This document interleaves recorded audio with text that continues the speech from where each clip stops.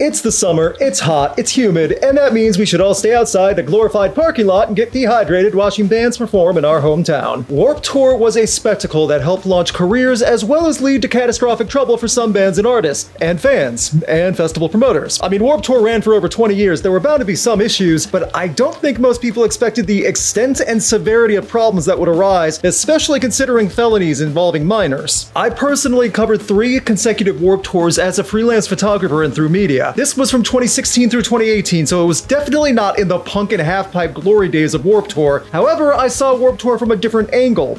Warped Tour really was a lawless event. What started as a truly punk and skate festival that thrived on the community it built and amazing traveling setting, the festival would change sound, focus, and devolve over time. This video is going to cover a few topics revolving Warped Tour and later give an attempted answer and an explanation to whether Warped Tour should return. This video is sponsored by HelloFresh. No more staring blankly at the fridge wondering what to make for dinner. Give HelloFresh a try and choose over 30 calorie-smart or protein-smart recipes every week. Everything arrives pre-portioned and right at your doorstep for less hassle and more time to yourself. Best part, you get free appetizers for life. Ditch the meal planning and dive into HelloFresh's biggest menu yet. Skip the grocery store and spend more time soaking up the summer sun. HelloFresh's Market is a one-stop shop for all your mealtime needs with quick breakfasts, lunches, snacks, desserts, and more. Heading out on vacation? Update your delivery address and enjoy HelloFresh at your vacation destination with just a click, and plans are flexible so they work with your changing schedule. You can skip a week if needed. Use the link in the description or go to HelloFresh.com and use my code ROCKEDJUN10 at checkout to receive 10 free meals and free appetizers for life. 1 appetizer item per box while subscription is active if you're in the US, along with a massive discount on your included meal selections. Go back to the late 90s. Warped Tour was the traveling circus of alternative and punk music combined with extreme sports, or rather what was listed as extreme by 90s standards in skating. X Games, punk music, Mountain Dew, all thrown together in the summer when most teenagers didn't have to be in school. Warped Tour capitalized on everything involved. The official Vans Warped Tour 2003 DVD. Punk rock, baby! Row! After the first 2 years of Warped Tour, the festival took off huge, to the point of popularity being so big that it was a pilgrimage for a local Warped Tour spot for many people that was being begged for by every teenager, radio station, Hot Topic, and also local bands who were desperate to get attention while seeing their favorite groups live in one outdoor setting for a reasonable price. Even you would want to go. Yeah, Warped Tour was that good at one point. He apparently really did want to go. It was all too good to be true, but for the first few years, it was this way. Kevin Lyman made a perpetual money-making machine while serving the punk and music community year after year. And as the years went on, Warped Tour kept growing even as music started changing. And 2 decades after Warped Tour started, it was wildly different thematically. Go!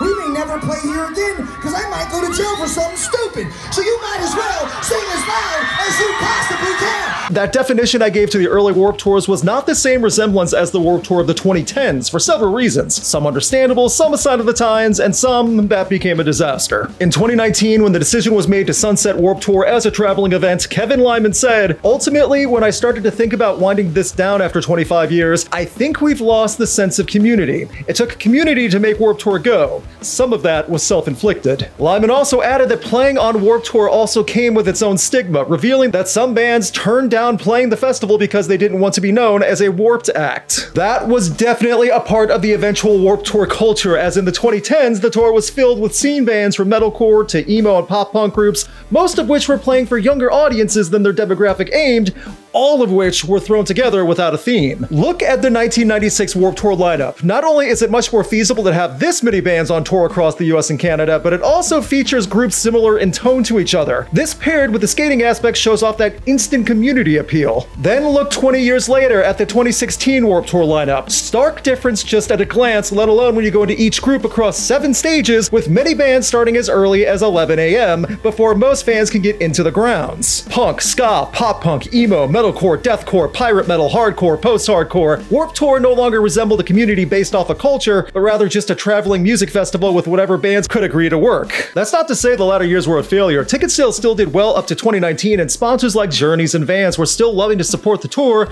but the art and culture of Warped Tour was long gone. When the original spirit of an event is gone, the motivation can go with it. It goes back to the statement of community from Kevin Lyman. When you look at the lineups from the 2010s, it's hard to fashion an actual sense of community among wildly different bands as well as fan bases who at times wanted nothing to do with each other. So you have a touring daily festival with strung out bands, some of which burn out halfway through the tour, some of which causing problems in the back, fan bases who are elitist to other alternative subgenres, no sense of community, all in 90 to 100 degree heat every day. I admittedly would not be up for a bonding community moment either. The first 10 years of Warped Tour grew the brand name, gained massive sponsors, helped push bands to new heights while establishing that community within Warped Tour, and through the late 90s and 2000s, there were some massive names that were catapulted to the next level because of the summer touring on smaller stage scales to new fans. While many people see the glory days of Warped Tour in the late 90s, I argue it was in the 2000s where so many names were able to take off while big bands were also joining the tour, making Warped Tour too good of a deal to pass up. Again, ticket prices to Warped Tour were not outrageous for all the bands you could see in an area while being part of that labeled community. I keep bringing up that word community for a reason. As Lyman said, the lack of community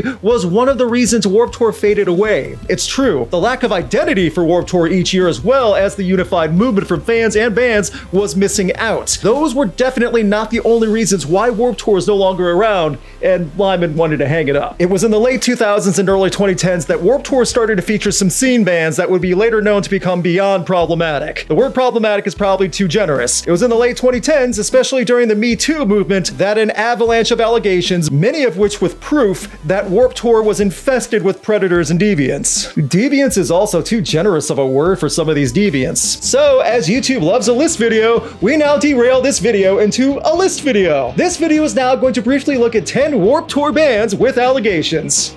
Yep, we're doing this. This is not a top 10, no ranking, just a list. I'm not going to rank awful allegations of abuse and assault. Barf. If you clicked on this video, you probably already know what to expect. Let's get to it. Blood on the Dance Floor is one of the most infamous bands from Warped Tour and out of the scene with accusations, including some with proof of physical and SA with minors. These accusations stem from as early as 2007, with many coming forward for Warped Tour dates in the early 2010s. There are at least 20 accusations with texting proof with minors and many other first-hand accounts. Front Porch Step's Jake McElfresh was accused of illicit texting with minors, including nude photos sent between McElfresh and underage women. These accusations led a Change.org petition to have Front Porch Step removed from future Warped Tours. Front Porch Step addressed the accusations with a social media statement, and Kevin Lyman, while aware of the situation, would not address further. Attila frontman Chris Franzek, who is currently looking to help Warped Tour's return if possible, was repeatedly accused of SA and grooming of at least one underage girl. The singer denied the claim, saying it was the situation orchestrated by Franzek's ex-girlfriend. Text message screenshots were then shown, and Franzek made video responses explaining. I have zero desire to hook up with anyone underage,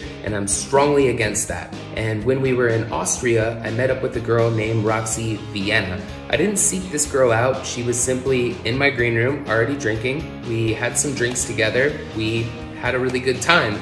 And as things started to heat up, I asked her age, in which she proceeded to tell me she was above age.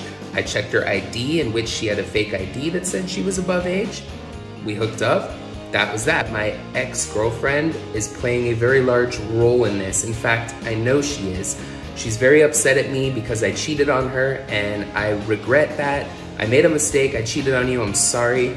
But I really don't think that this is a justifiable cause to come out here and try to ruin my life because you're upset that I cheated on you, because I know you're teaming up with Roxy. In 2015, Neck Deep guitarist Lloyd Roberts was accused of illicit texting multiple underage fans. This led to Neck Deep removing Roberts from the lineup in the late summer of 2015. The rest of Neck Deep took a proactive approach, encouraging these allegations to be brought forward to the attention of relative authorities. Roberts has been mostly inactive in music since the allegations, as Neck Deep has moved on. In 2015, Slaves were kicked off of Warped Tour after a situation with singer Johnny Craig assaulting a crew member. More accusations came forward of grooming and SA from multiple women, including from women who said Craig was exchanging lewd photos while the women were underage. Along with the infamous laptop scam, Craig has been removed from several bands but is still promoting solo work. In 2019, Daniel Curcio was accused of inappropriate behavior toward minors along with grooming allegations. Palais Royale made a statement saying that Curcio was a longtime touring member but never an actual member of the group, and later made a statement saying that the band no longer works with Curcio. A lengthy statement from Daniel was posted online denying everything and saying not to believe the accusations. In 2020, Simple Plan bassist David Desrosiers was accused of grooming and SA of a minor over several years. A long statement with dates and quotes was given with the bassist's threatening behavior. Simple Plan made a statement apologizing to fans and parted ways with the longtime bassist. Desrosiers posted a statement saying that he understands some of his behavior has hurt people and apologized. During a pandemic, a thread was organized by a listed survivor of SA from Austin Carlisle, formerly of the band of Mice and Men. Many instances of SA were listed, and some victims tried to report it to alternative press, where the report was shelved for years. Alt Press, the outlet, faced major backlash in 2020 when the reports and the victims came forward. These actions happened while Carlisle was still singing for Of Mice and Men, but the band in 2020 made a statement saying they do not condone any of Carlisle's actions and have been without him since. Swimmers, featuring Joey Armstrong, son of Green Day's Billy Joe, was accused with proof and statements of SA of a minor and grooming. Armstrong was in a long-term relationship with a 16-year-old who was also a musician while he was in his 20s. After the relationship ended, the entire band hazed the woman on tour and knew of Armstrong's behavior to the minor. Armstrong originally denied the accusation but later apologized and eventually was removed from the group. Brand New singer Jesse Lacey was accused of statutory SA and the exploitation of minors with proof of at least 2 accounts. The singer of Brand New blamed these on his addictions. The events of grooming and exploitation of underage girls by Lacey has been discussed in depth in other videos and websites. After several investigations, these events led to Brand New dissolving with no plans in sight of reforming ever. That was only 10 bands that were viewed as Warped Tour bands that have accusations. There are many more out there with evidence paired with accusations, and that's only the scene bands we know of. How about we take a break and a big deep breath? Okay. Now we get to talk about Kevin Lyman and how he responded to several of these allegations, and in 2014, Lyman made the second chance rule. I say this specifically for after all the allegations because this rule was made after some of these instances. In 2014, after the front porch step allegations, Lyman agreed to have the band return to the lineup for Warped Tour after agreeing that it would be good for McElfresh's therapy, as well as McElfresh agreeing not to be paid for the tour. This also led to the second chance rule if all the bands on Warped Tour were okay with a band like this re-entering their current community. Real quick, what therapy plan for someone with potential pedophilia problems and clear deviancy would involve immersion therapy to the front and center of a bunch of underage scene kids? All that went over exactly as well as you think it would, but it also led to more issues behind the scenes. The culture within the scene was being shown with bands committing heinous acts on the road while smiling in front of Warped Tour crowds. That's not to say every previous allegation stated happened during a Warped Tour run, but many did, and most of them were heavily associated as being a Warped Tour band. Not the representation that Warped Tour sponsors or any band in general would want to be associated with. However, Lyman kept defending several of the groups with these SA allegations, including Attila, who Lyman continuously has supported both before and after statements were made. Lyman also blames much of the toxic culture that grew in later Warped Tour years to social media. In the 90s and early 2000s, bands and fans would judge a band after meeting and hearing each other. In the 2010s, you could easily go on a band's social media and see what they represent.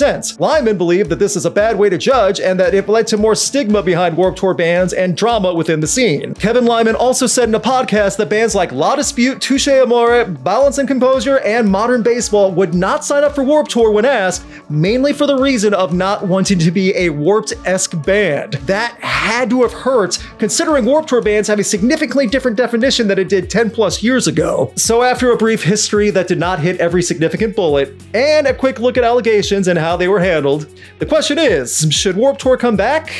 My answer, not as it originally was, no. The main run of Warped Tour that was massive, touring through many cities that only grew over 20 years, became lawless and chaotic by the end. In 2019, the final year of Warped Tour's existence, Lyman and company opted to have 3 massive Warped Tour weekends in 3 cities in New Jersey, Ohio, and California. This setup is much more of a standard than the US festival circuit now, and is not only sustainable on a project management and scheduling level, but it also makes sure bands and crew aren't burnt out in a toxic traveling circus environment. Working as a freelance media and a photographer at one-off dates in 2016 to 2018 every year, regardless of venue, was just a free-for-all. You'd see venue security having no clue what was off limits and who was not allowed where. You'd see catering lines for bands that lasted an hour because there were so many people. You'd see photo pits with fans sneaking in, holding up their cell phones as well. On top of that, you'd see plenty of fans backstage with bands just hanging out. And that's fine if the fans were invited by the bands and crew, but that also shows how many of these awful situations from the allegations list started. Warped Tour was too big to maintain over the years,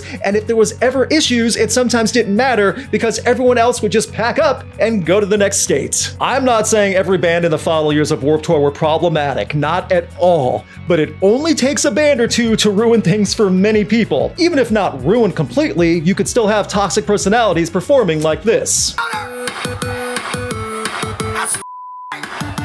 You're about to make those people right now. When these are some of the voices of the culture and community, it may not be a community worth celebrating. That being said, the Warped Tour name still has tons of recognition and brand value. In theory, another year with 3 Warped Tour weekends could much more easily happen in the future, and it could draw local and long-distance music fans. They could more easily set up for the original culture of punk and skating, as well as embrace new artists in different genres, all while not being the miserable grind all summer. But remember the second chance rule? Lyman is a big fan of that and will even give it to people who were called out for awful behavior after the Warped Tour days. This mainly points at Franz from Attila, who is the frontrunner for trying to bring back Warped Tour. So Franz, when's Warped Tour coming back? But the reality of it is, for legal reasons, Warped Tour cannot come back for another 3 years or so. And me and the founder, Kevin Lyman, are actually good friends. Franz's initiative and desire to bring back Warped Tour seems genuine. I'm not saying that Warped Tour could never return, but when you have someone who definitely resembles some of the problems within the scene trying to bring back a tour that was riddled with issues, it does not lead to a promising future. Pair that with the flood of festivals around the country who had trouble in 2024 selling tickets at full price due to a myriad of problems from lineups to inflation and the massive ticket prices and festival gouging, Warped Tour would really have to bank on brand value and lineup to get people to come, while hoping the stigma of Warped Tour was forgiven. It feels like every 6 months or so we get a new accusation of a Warped Tour band. Hard to rebuild Warped when the bands that were a part of it keep getting eliminated for allegations and fitting in the description of a Warped Tour scene band. The summation of all this, I don't think Warped Tour should come back unless massive changes from the previous model are made and the right people with a good track record were running it. Every summer, the rumors pop up of a potential Warped return. Maybe I'll be wrong, it could work great,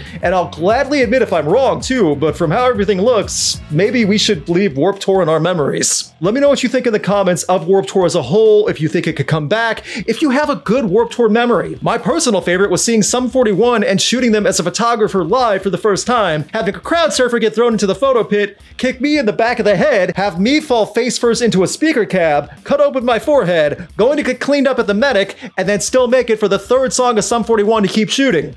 Good times.